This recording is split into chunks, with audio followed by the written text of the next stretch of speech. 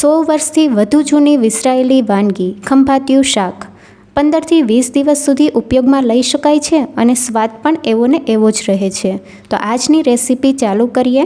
અહીંયા મેં 5 નંગ જેટલા બટેકા લીધા છે. વજનમાં જોઈએ તો 500 ગ્રામ જેટલા બટેકા છે.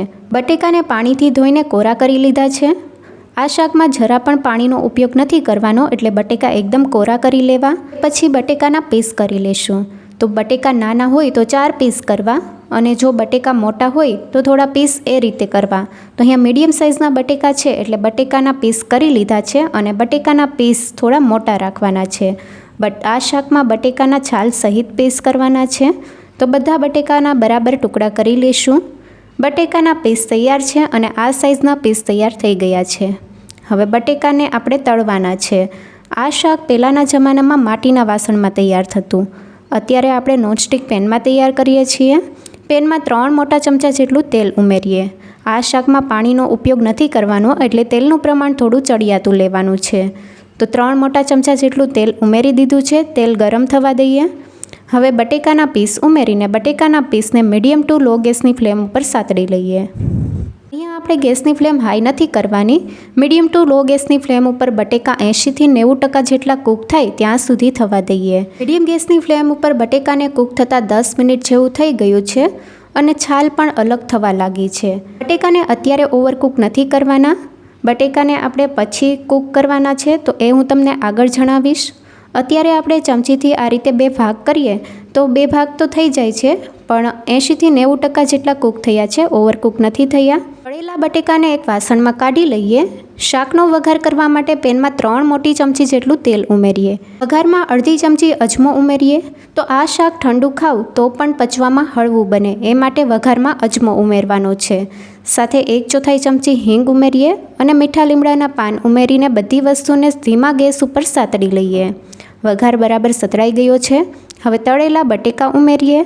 સાથે 1/4 ચમચી હળદર પાવડર અને સ્વાદ પ્રમાણે મીઠું ઉમેરીને મિક્સ કરી લઈએ. ધીમા ગેસ ઉપર 1 મિનિટ માટે થવા દઈએ, જેથી હળદર પાવડરની કચાશ દૂર થાય અને બટેકામાં હળદર પાવડર બરાબર કોટ થઈ જાય. ત્યાં સુધીમાં મસાલો તૈયાર કરી લઈએ.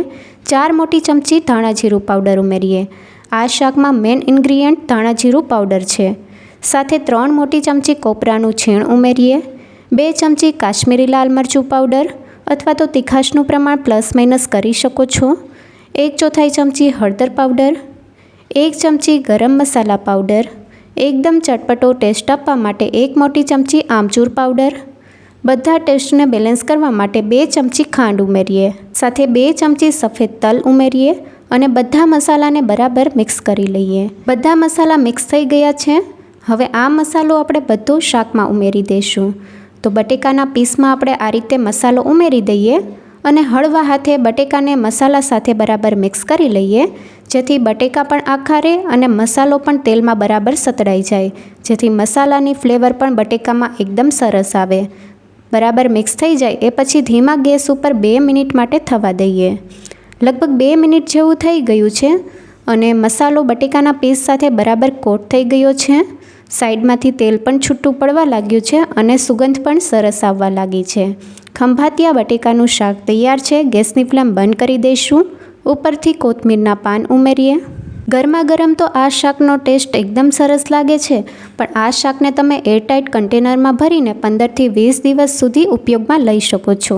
આ શાકની રેસીપી તમને કેવી લાગી કમેન્ટમાં જરૂરથી જણાવજો. નવી રેસીપી જોવા માટે ચેનલને લાઇક, શેર અને સબસ્ક્રાઈબ કરો. Thank you for watching.